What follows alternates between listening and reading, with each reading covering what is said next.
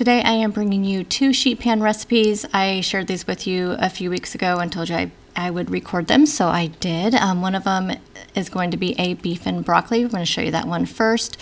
It turned out really well. I did change the recipe a little bit. I left out the ginger. I'm not a fan of ginger, so just so you know, you can add in some ginger if you would like.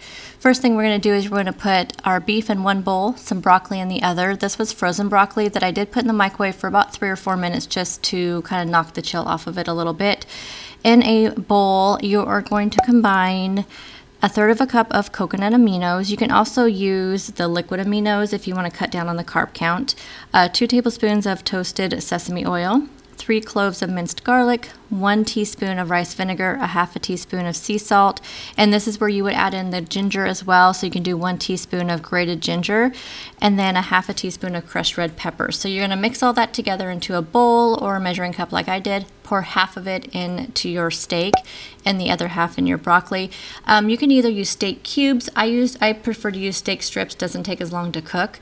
Once you have your marinade over both of them, you're going to mix that up together and just kind of make sure everything is all nice and coated. Then you're going to put that onto a rimmed baking sheet. Your oven should be preheating to 425.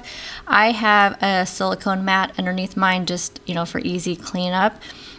So you want to go ahead and just put your broccoli on one side, your steak on the other, and you are going to spread it all out, and we are going to bake this for about 12 to 14 minutes, just until your steak is done cooking. That's why I like to use these steak strips.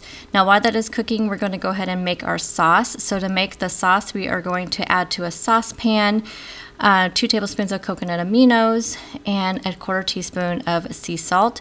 And then once that comes to a boil, I'm going to add in some xanthan gum. I believe the original recipe called for arrowroot powder, but I went ahead and used some xanthan gum. I did add a little bit of water in there just to kind of water it down a little bit.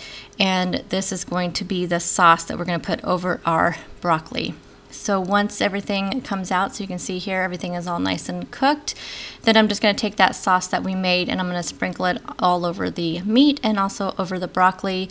And you can serve this over rice cauliflower. I just didn't want any that night, so I just had it just on its own, but it is really good over rice cauliflower as well. Flavor on this is really good. If you like ginger, like I said, you can add the ginger in there. I'm just not a fan, but you can see how good this looks, and I will definitely be making this again in the future. This next sheet pan meal is a pork tenderloin and vegetables. I did modify the recipe quite a bit, but I will put the original recipe down below just so you can see it. I have a pork tenderloin here. This is a roasted garlic and cracked bell pepper seasoned one. I have some leeks here. Now you have to be really careful with leeks. They get really dirty, so make sure you clean them really well. I'll show you that here in just a second.